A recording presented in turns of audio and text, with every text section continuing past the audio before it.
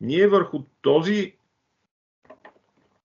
скелет трябва да сложиме стени, покрив и така нататък.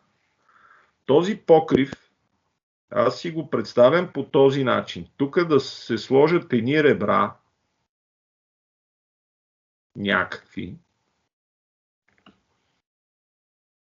Върху тези ребра да се сложи някаква плоскост, ламарина ли ще, какво ще е върху нея, евентуално да се сложат изолации, хидро, евентуално топло и така нататък.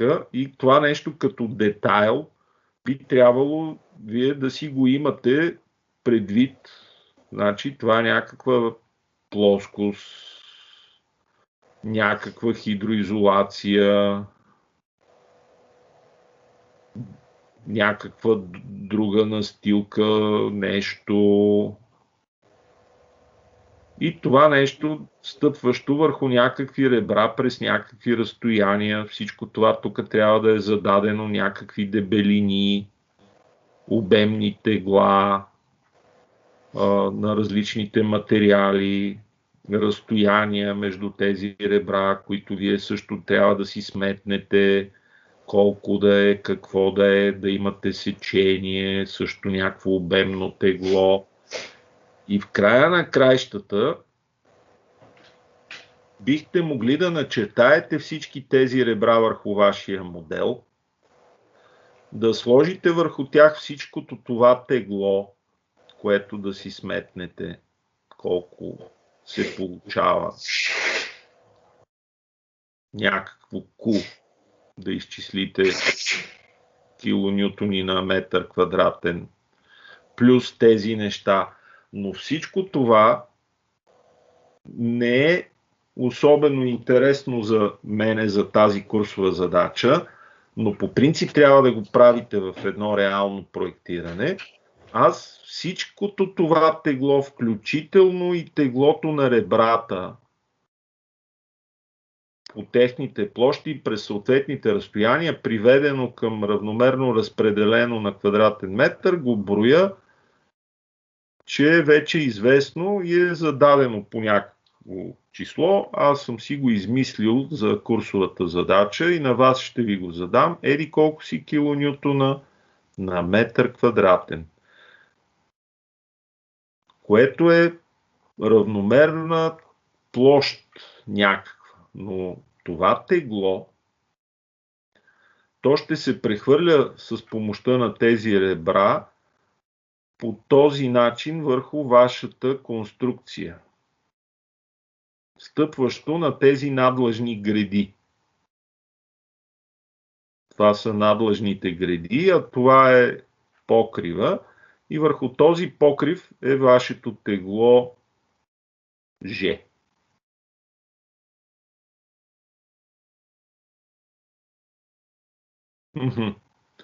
Като натоварване върху цялата, да речеме, площ.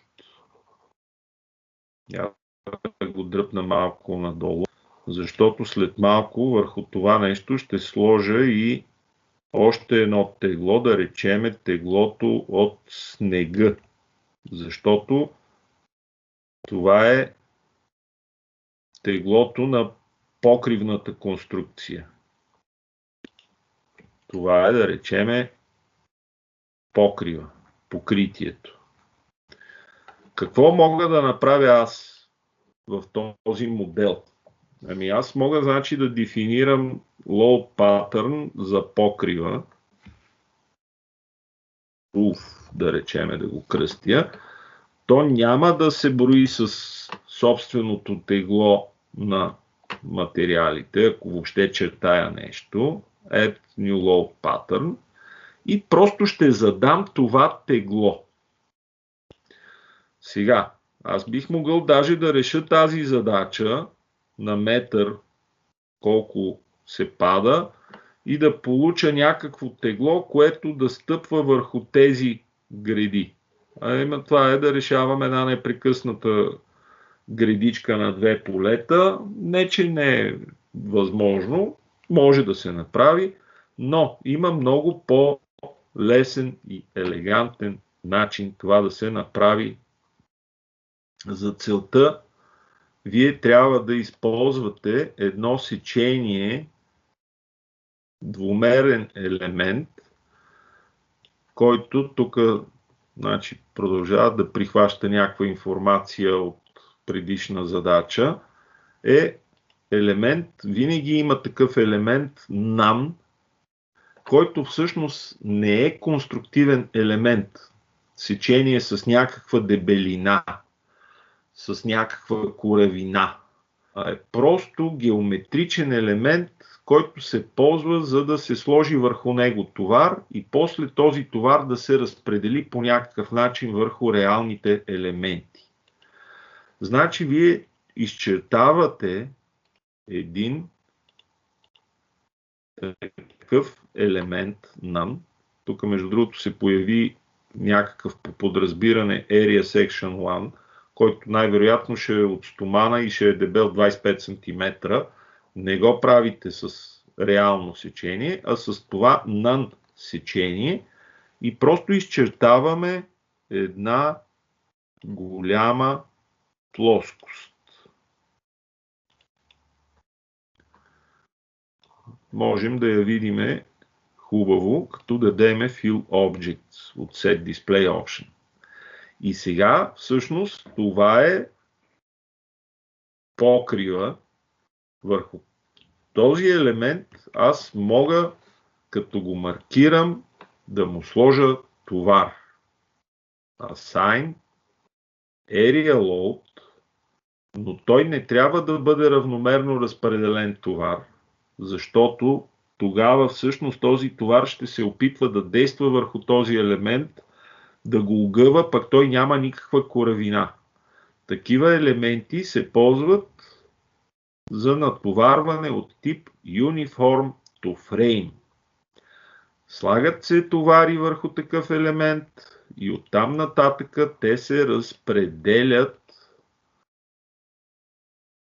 в някаква посока, gravity. Тук ще пишем 0,85 кН на метър квадратен, но ето това distribution, разпределение е важно. То може да е едно или двупосочно. За какво става дума? Става дума за следното. Ако вие имате някакъв елемент, двумерен, върху който двумерен елемент пристига някакво тегло килонютона на метър квадратен, вие можете да го разпределите по някакъв начин, доста близък до истината, дори да имате реална плоча, по така наречените покривни линии под 45 градуса и всъщност се получава, че върху околните гредички, ако има такива, вие ще имате ето следните трапецовидни разпределени товари,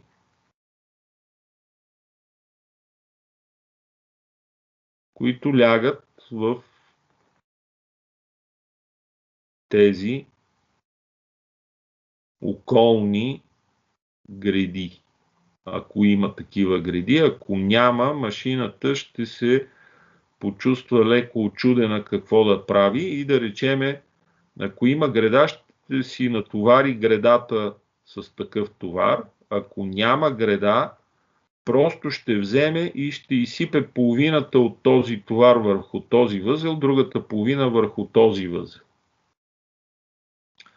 Това е така нареченото двупосочно разпределение.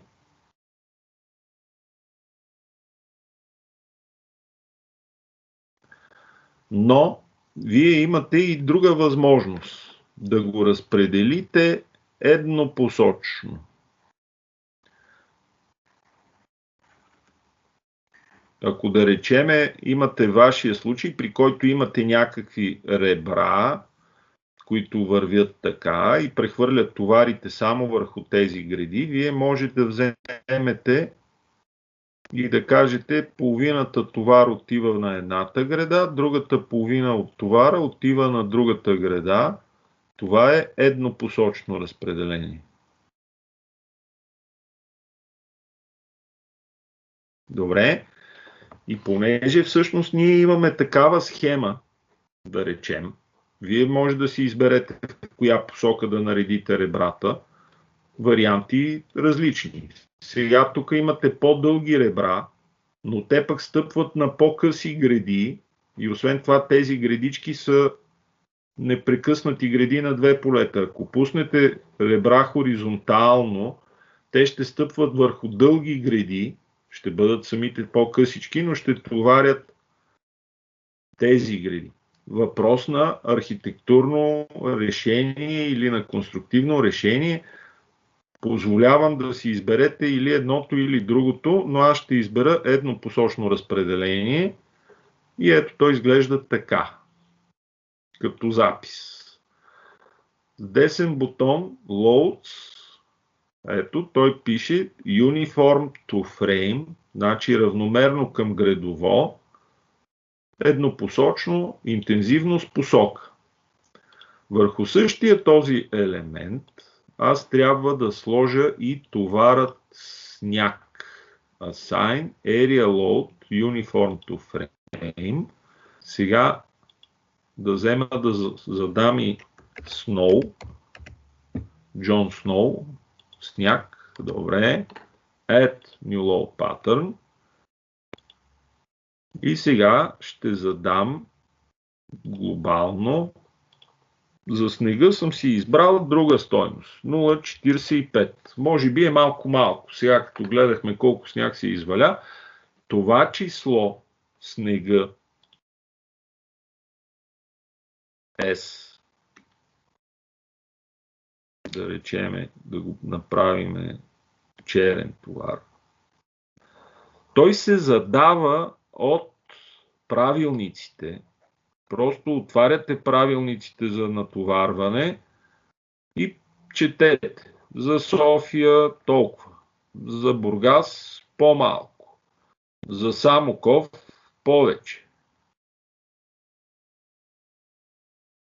Но той се задава върху хоризонтална повърхност. Защото там метеоролозите от БАН, Института по хидрология, мерят на равна ливада колко сняг пада, дават някакви стойности и инженерите си ги вкарват в правилниците.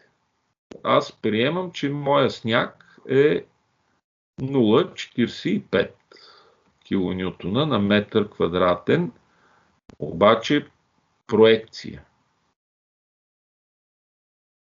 Този товар сам по себе си ще трябва после да зададен върху хоризонтална проекция, да бъде смъкнат към такъв друг товар, който да бъде вече по наклона, който тази дължина е по-дълга и да стане някакъв друг товар, но общо взето сума сумарно трябва да е същия. Значи този товар, вече разпределен S по H, трябва да е равен на S черта по L черта.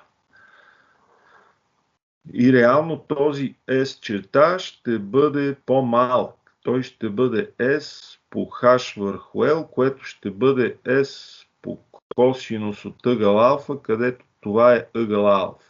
Но за да не правите вие тази сметка и да го задавате като товар gravity или товар по Z, машината ви предоставя готината опция проекция. И нека пак да е one-way distribution. 0,45, ама не в покрив. Каква грешка ще да стане в сняг. Окей. Добре. Значи приключихме с това нещо. Сега обаче вие трябва да включите и различни други натоварвания. Земетръс, някакви други какви други могат да се случат температурни някакви въздействия? Едва ли никой няма да смята за температура, но някакви полезни товари. Ако това е нещо много отговорно, да речеме, сигурно ще се предвиди удар на автомобила в колоната. Това обикновено се прави за мостове и така нататък. Това, което винаги общо взето се смята, особено при леки конструкция, металната конструкция е лека, е вятъра. Като вятъра общо взето може да духа от изток, от запад, от север, от юг и той реално натиска стените на конструкцията. Строго взето той даже и върху покрива действа и то даже може да действа като засмуква и се опитва да вдигне покрива и вие трябва да си сметнете и много сериозно този покрив за натоварване с вятър на посока нагоре. Но няма да го правиме в нашата курсова задача. От вас общо взето ще искам единствено да сложите по две стени някакви. Такъв отново NaN елемент, ето тук, без да включваме празното пространство от стрехата, да минем в екран YZ, да начертаем още веднъж такъв NaN елемент, ето тук, и върху тези две повърхности ние ще сложиме нормалното натоварване от вятър. Отворете един правилник за натоварване и въздействие. Там ще видите, освен натоварвания от различни собствени тегла, експлоатационни товари и инструкции как се правят натоварвания от сняг, как се правят от вятър. Нещата са доста по-сериозни от това, което тук ви показвам. Много комбинации с натискане от едната страна, засмукване от другата и така нататък, но не ми е целта това в момента. Аз просто ще искам върху тази стена да сложа един вятър, който да натиска в посока Хикс и върху тази стена един вятър, който да натиска в посока Y. Значи ще задам още две товарни състояния. Wind Hicks at New Load Pattern с коефициент, разбира се, на собственото тегло 0 и един Wind Y. Така. И сега върху това нещо ще сложа Assign Area Load Uniform to Frame Shell вятър по посока Хикс. Значи това ще бъде посока Хикс. И вятър, да речеме, не много силен. Намирам се в район, който според картата и правилниците не е с много голям вятър, 0,15. А разпределението как да го вземеме? Хайде за разнообразие да го вземеме двупосочно. Всъщност, значи какво имаме тук? Някаква стена, която прехвърля с някаква система от летвички, ребърца, нагоре, надолу. Част от товара отива към колоните, но част от товара отива и към горната греда. Добре. Тук Assign Area Load Uniform to Frame вятър посока Y, посока Y, двупосочно, пак същата стойност 0,15. С това приключвам с натоварването, само че сега тези големи плоскости, така нарисувани, ще прехвърлят по външните контури, а върху тези вътрешните греди нищо няма да прехвърлят. Тук ще прехвърлят върху лявата, дясната, върху средната не. Някак си не е редно така. Затова маркирам с един бутон, тук има Select All, може и с един голям прозорец да направите. Това All е много ценно. Select All. Също има Previous Selection, Clear Selection, Previous Selection. Добре. Отивам на Edit, Edit Areas, Divide Areas.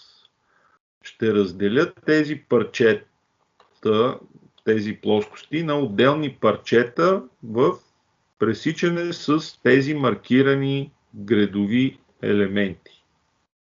Ето тази опция. Окей. И сега всъщност получавам отделни плоскости и някакси натоварването ще бъде доста по-близо до истинското разпределено. А как да видим тези товари? Display, Show Load Assigns, Area.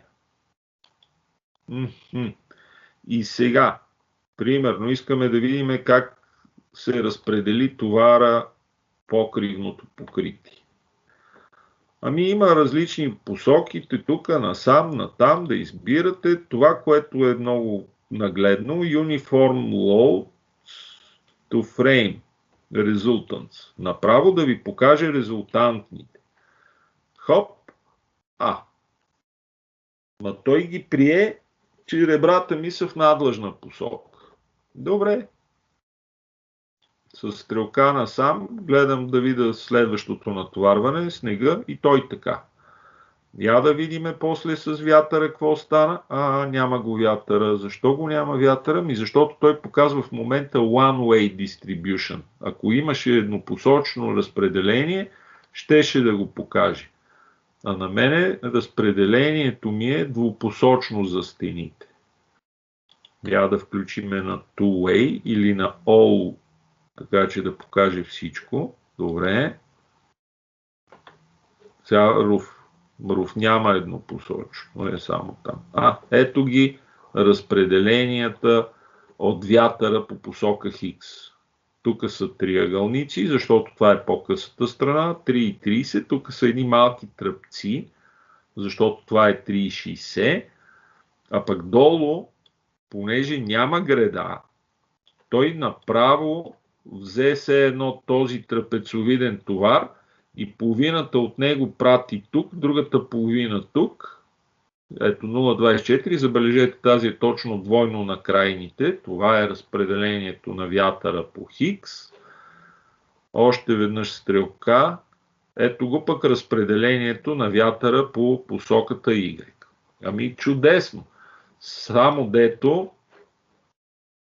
тези тук разпределени товари бяха в грешната посока. Грешна в кавички, разбира се. Как можем да оправим нещата? Така че тези товари да бъдат в посока към надлъжните греди. Защото видяхме, те в момента не са.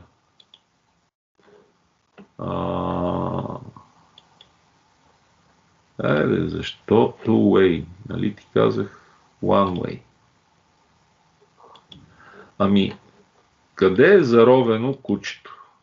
Заровено е в това, че еднопосочното разпределение е винаги по посоката на първата локална ос. Ако това е елемент, той има първа ос червена, втора ос зелена, трета ос към вас и той прави своето разпределение винаги по първата локална ос. Я да видиме. Включете локални оси не на frames, на areas. И ето, първата ос се оказва, че е в тази посока. Мен това не ми харесва. Значи ще маркирам тези елементи и ще отида на Assign, Area и ще завъртя локалните оси. Local Axis. Assign Area Local Axis дава възможност да завъртите първа и втора в пакет около трета ос. Трета ос не можете да въртите, защото тя трябва да остане перпендикулярна на елемента. Както при прътите, може да въртите около първата ос, която е по оста, в пакет втора и трета. Ето сега да завъртим на 90 градуса и тогава червената стрелка ще застане в правилната посока. Хоп, Display, Show Load Assign, Area, One Way, бум. Ето сега е както трябва. Добре, ето го другия товар, близо 2 пъти по-малък, защото едното беше 85 кг, другото е само 45 кг на квадратен метър. И аз съм готов това нещо вече да го смятам. Сметките ще бъдат според дефинираните товарни случаи. Ние за сега въведохме само товарни схеми, но машината автоматично от всяка една товарна схема прави товарен случай, който по подразбиране е линейно статично решение. Ще видите до година, че може да правим и други решения. Динамични решения, решения за устойчивост, нелинейни статични решения и така нататък. Само да кажа, че ако вие смените в последствие име на патърн, то не се сменя името на кейс, но вие винаги може да си добавяте, редактирате, променяте. Ето сега да речеме, това ще го сложиме само да е D, това ще го сложиме да речеме да е G или нещо, можем да им сменяме имената. Или да сменяме товарите. Да речеме, тук ще го прекръстиме на VX. Това ще го прекръстиме на VY. Не, че има нужда, просто искам да ви покажа, че можете абсолютно независимо едно от друго да пипате и да променяте нещата. Сняг и така нататък. Добре, пускаме го да се решава.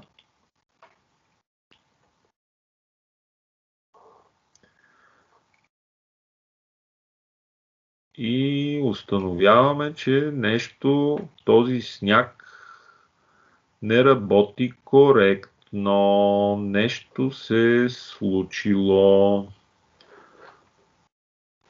Вие винаги трябва да оглеждате вашите модели и да се опитвате да разберете дали ви изглеждат правдоподобно. На мене това в момента хич не ми изглежда правдоподобно. Я да видим ерията, да я махнем от полезрението си. Защо провисна така? Несиметрично. Може би има някакъв дефект в конструкцията. Да потърсиме, да видиме сечения някакви. Какви, защо, как, нещо в подпирането ли не е като хората. Изглежда добре. Извинете. Да. Тази стена, която сложихме само от едната страна, дали не влияе на деформациите? Би трябвало тази стена, тя Area Section е станала. И тя затова е някаква такава гадна и корава. Ето сега добър повод да ви покажа една друга много полезна опция. Понеже явно ми прави някакви въртели, не е изтрило информацията от предния път. Менюто Select има много и полезни опции. Едната опция е да изберете според някакви свойства. Примерно Area Sections. Frame Sections, Cable Sections, Area Sections. Има ли такива сечения Area Sections? Леле, всичките са Area Sections. Безобразие. Селектирахме всичко, което е Area Section. Отиваме на Assign, Area Section, None. Добре. И даже за по-сигурно ще взема да отида тук в Area Section и да изтрия това сечение, за да не ми се появява повече. Айде. Къш. Значи, поуката от това нещо е следната.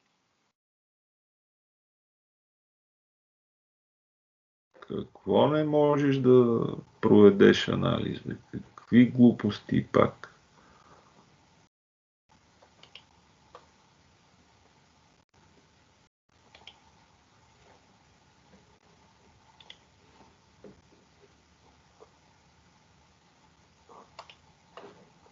Рънна.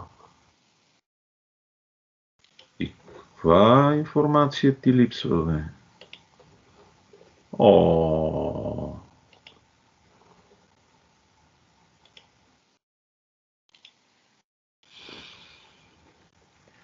Абе, сега ще ти дам да се разбереш. Ще отвориме. Това нещо вече съм го правил и в другите ви групи от вчера. Примерно, коя група имах вчера? 5-та група. Не щем да запазваш промените. Курсова задача 2. Ето го същото. И то се държи, надявам се, прилично. Файл, Save As, крайната така, цък, Overwrite, Replace, така, пускаме го да се решава и сега вече се държи прилично. Ето с този бутон можем да въртиме и да разглеждаме от различни ъгли как е по-изгодно. Това е от снега.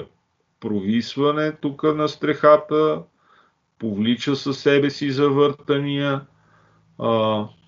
Я да видим как се държи от собственото тегло на покрива. По същия начин общо взето. Това е от собственото тегло на елементите. Вижда се, че това тук е слабо място в конструкцията. Я да видим какво става с снега. Добре, с вятъра по Хикс. Вятъра по Хикс виждаме, че доста сериозно отмества в посоката на духането на вятъра. Люшва се системата. А какво става в посока Y? Случва се ето това нещо. Отмества се нататъка. Добре, изглежда много хубаво. Сега, значи, когато правите проект, винаги гледайте първичната информация, проверявайте, следете деформациите. Това е много важна индикация, защото тя ви предпазва от груби грешки. Ето аз тук направих много груба грешка, като обърках сечения, погледнах картинките и видях, че нещо не е наред и тръгнах да го чистя. И най-така добре визуално се улавят грешки, като гледате деформации, като гледате трептенията на собствените форми, което ще е в 4-ти курс по динамика. Никога не се хвърляйте директно да вадите резултати, преди да огледате нещата. Така, сега, всъщност, от тук нататък, ако всичко изглежда наред, трябва да почнем да правиме това, което се нарича оразмеряване. И се правят оразмерителни комбинации. Аз тук съм направил няколко комбинации, понеже това е примера на миналата група. Оразмеряванията са нещо, което при цялата условност на това, че нашата катедра по принцип не се занимава с оразмеряване. Това е обект на конструктивните катедри. Те трябва да ви учат в детайли. Но оразмеряването има два аспекта.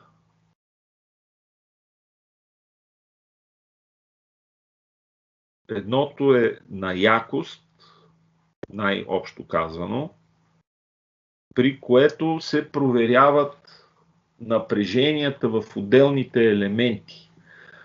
Те трябва да бъдат такива, че да са по-малки от някакви допустими. Най-така условно казано, при това якостно размеряване напрежения, респективно някакви разрезни усилия, трябва да бъдат по-малки от допустими такива. Но разбира се, това са с една камара, коефициенти, работи и така нататък. И това се прави от изчислителни товари. Какво значи изчислителни товари? Ами взимате товарите, които по норми са за снега толкова, за вятъра толкова, собственото тегло на конструкцията на покрива и така нататък. Взимате тези товари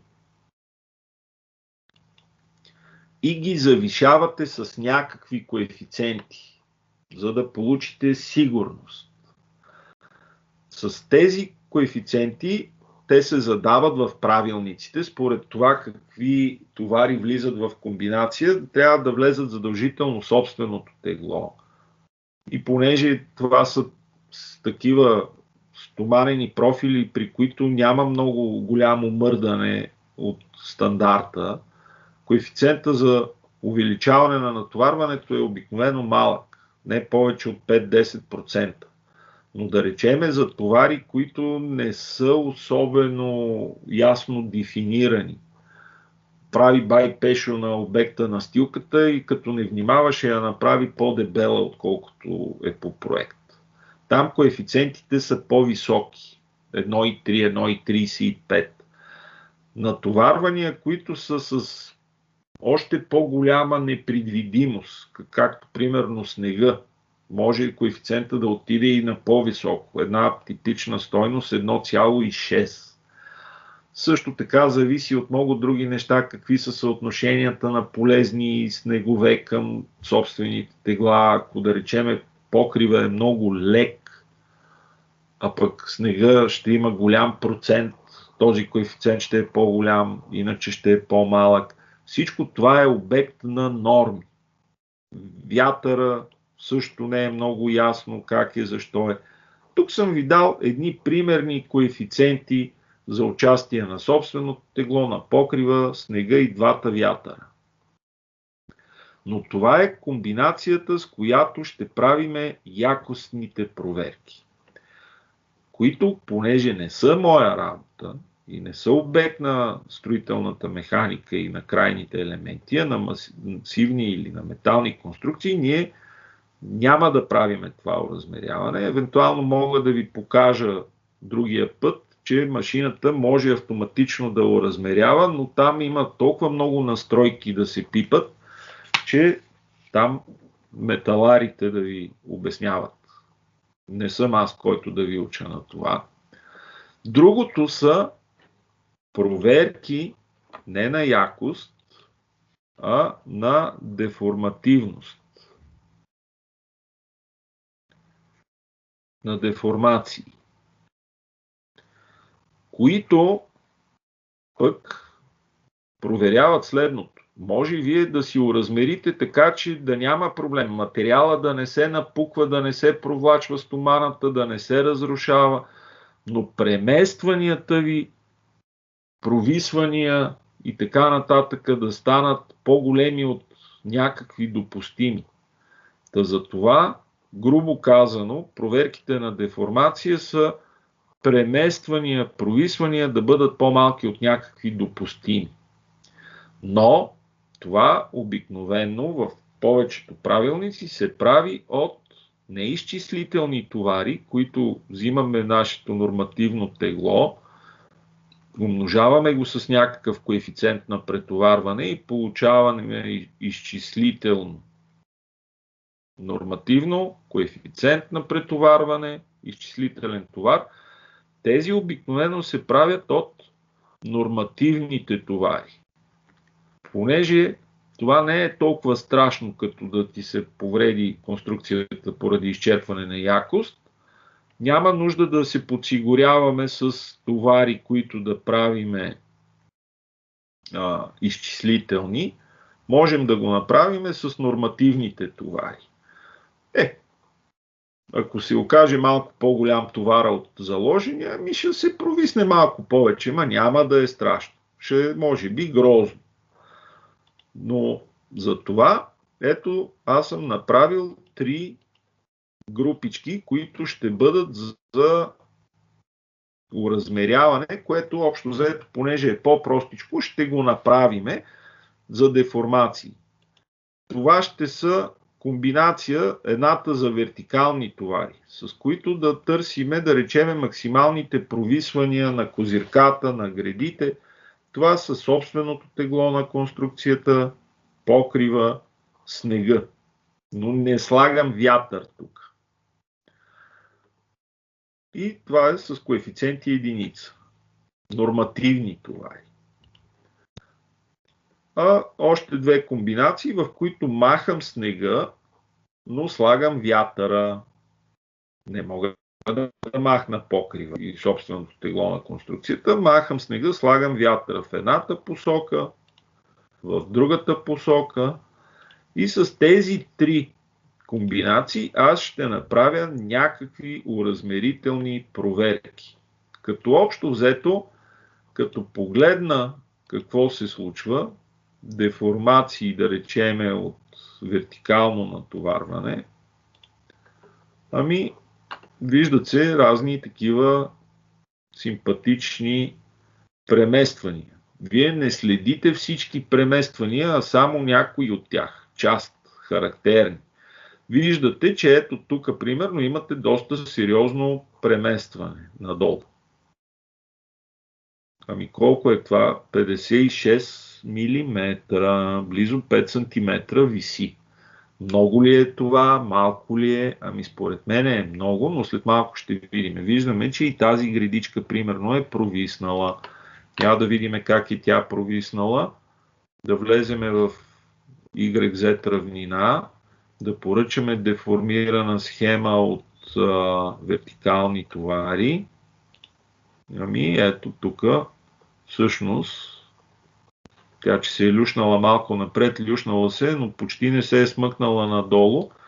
Тук имаме слизане на няма и половин милиметър, 4 по 10 на минус 4 метри, но тук има някакво провисване, което трябва да видя колко е и дали е допустимо или не е допустимо. Сега, ако дам, да речеме, преместване по хоризонтално от вятър, ето тук има някакво отместване, да речеме, че това е за ето тази точка, ако я маркирам, ето тази, това характерно преместване по Y, ето люшването на рамката на страни, колко е това преместване, я да го видим, цък. Това е преместване по Y, 11, близо 12 мм. Има и такова по Хиг, заради това, че се е увела козирката и е повлякла със себе си колоната. Ето типичното действие на кораб възел, при който тук ъглите се запазват, но понеже това се увежда надолу, завлича колоната и тя се огъва. Така, да видим какво се случва с другото натоварване. Общо взето ясно е какво се случва. Искам вие да набележите във вашата конструкция, която е много подобна на моята или не съвсем. Някои ще имат по-големи козирки, някои няма да имат толкова големи козирки. 3-4 много характерни премествания, които вие трябва да следите. И кои са тези премествания? В ето тази точка, примерно, вертикалното преместване, нека го кръстя F1, което ще го търсиме от вертикалните товари.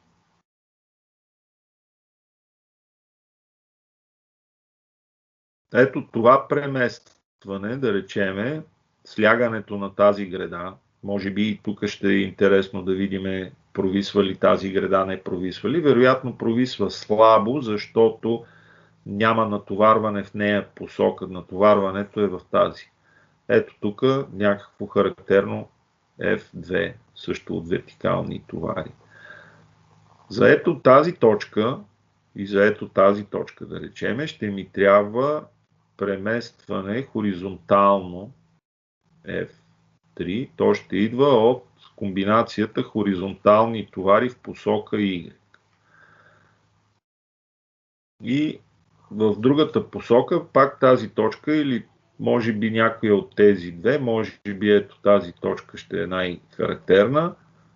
Преместване F4, което ще следиме, което ще идва от хоризонтални товари в посока Хикс. Защо ми трябва това преместване? Защото най-вероятно това ще е голямото преместване. Я да дам деформирана схема от комбинацията с товари по Хикс.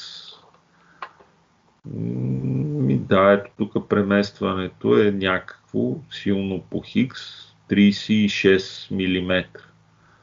И тук, между другото, на върха на колоната 27 мм. Вижте, интересно, това трябва да помислиме защо. Това преместване 27 мм, това преместване в дъното също е 27 мм. Я да го включиме, за да видим по-ясно какво се случва. Хикс, Z равнина, натоварване хоризонтално в посока Хикс. Това обаче е крайната рамка при координатите. Ето го в средата. Ето същата точка. Значи какво казахме? Преместване 27 мм и 4. И това е 27 и 4. А кой знае защо това преместване е 35. Вау! Ами де да знам, може би заради завъртане, някакво допълнително разтегляне, това са някакви такива особености, които влизат в сериозно противоречие с тия приемания по статика, че пръчките са неразтежими. Добре, да кажем какви са тези допустими премествания и за какво става дума. Какви са тези F по-малко от F допустимо? Правилниците казват следното. Ако имате греди или плочи с някакъв отвор L и с някакво натоварване върху тях, ако те провисват, максималното провисване F, което може да бъде изчислено, машината го дава, трябва да бъде по-малко от F допустимо, а допустимото се задава като дължината на елемента се дели на някакъв параметър, някакво число, константа. Тази константа зависи от класа на конструкцията. Дали имате просто склад за дърва, кошарник или нещо несериозно, или имате училище, болница, сериозна сграда, не дай Боже, някаква по-сериозна история, ядрена централа, за която въобще тези неща са различни. Това е число, което варира в някакви граници според реда на конструкцията, но за обикновени сгради е някъде около 200. Приемете го за 200. Ако имате конзолни греди, обикновено те също провисват, но понеже са доста по-слаби конструкции, това F, ако го зададете една 200 от отвора L, ще бъде прекалено строго, а освен това няма и да е много логично, защото всъщност тази деформация може да се сравни с ето такава деформация. Симетрично да приложиме картинката на другата посока. Та за конзоли, значи за гредите е това.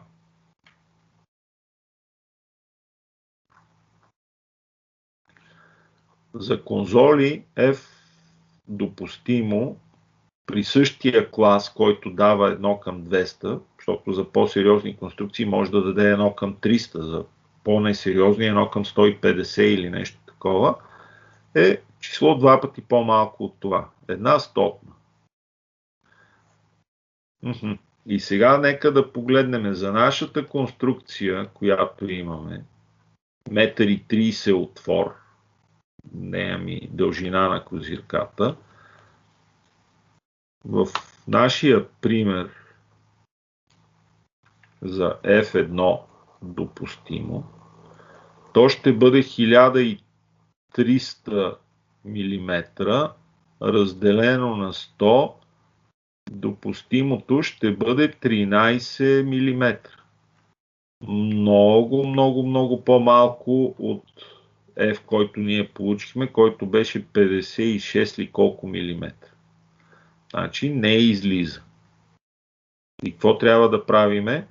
Ами трябва да вдигнем размера на сечението. Няма да минеме с 5 см тънки пръчки, ще ги правиме по-дебели. За F2 примерно, допустимото, там отвора беше 3,60, разделено на 200, там ще дадем 18 мм. И трябва да видим колко е преместването. Това още не го видяхме. Да кажем за колони. Това са греди и конзоли. Греди, конзоли, плочи. Така се проверяват за провисване. За колони, шайби и така нататък, нещата стоят по малко подобен, но не съвсем същия начин. Ако имате етажни нива, хаш етаж, и ако това нещо тръгне да се размества, нормите обикновено предписват ето тези разстояния, взаимни етажни премествания се наричат. Взаимни етажни премествания. Те са различни от етаж до етаж. Ето това е тук. За първия етаж обикновено е най-мъничко, но за горните етажи става най-голямо. Тези делти трябва да бъдат по-малки от височината на етажа към пак някакво число, но там обикновено изискванията са по-строги за конструкции, за които примерно за греди и плочи дават една 200, за колони и шайби за взаимни етажни премествания обикновено дават два пъти по-голямо число. 400. Сега ние имаме обикновената колона висока 30, да речеме. И тя е само един етаж, значи за нас тези числа F3, F4, които видяхме, които са ето тези премествания характерни вследствие от вятъра. Опа, къде го отнесох това? Ето тези F3, F4. Да ги броиме някакви, какви да ги броиме, те трябва да са по-малки от тези допустими, които са височината на колоната 4,14 мисля беше, да речеме на 400, това е 10,35 мм. Ето, това са числата, които вие трябва да гоните. Разбира се, при вас някакви други стойности ще бъдат, защото отворите височините на колони и така нататък 3,30, 4,14, по-високата колона, нали, тя отива по-нависоко.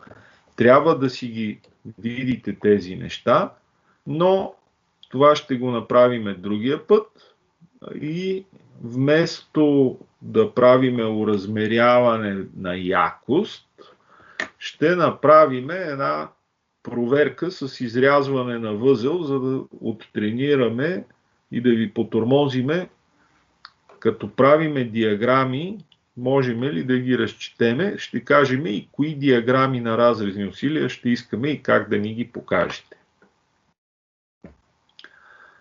За сега толкова от мен.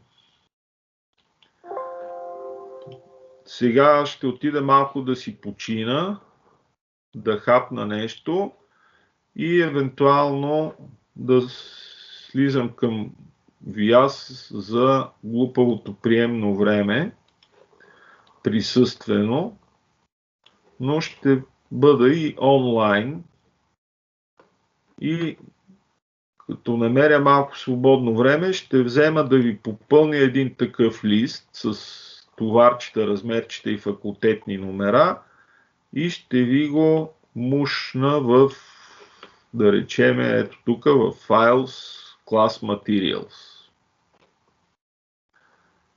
За да почнете да си го въвеждате, да си го разглеждате, да му слагате товарчета, да го видите как се мести и другия път да можете да ми го покажете. Толкова от мен. Какво ще правите сега?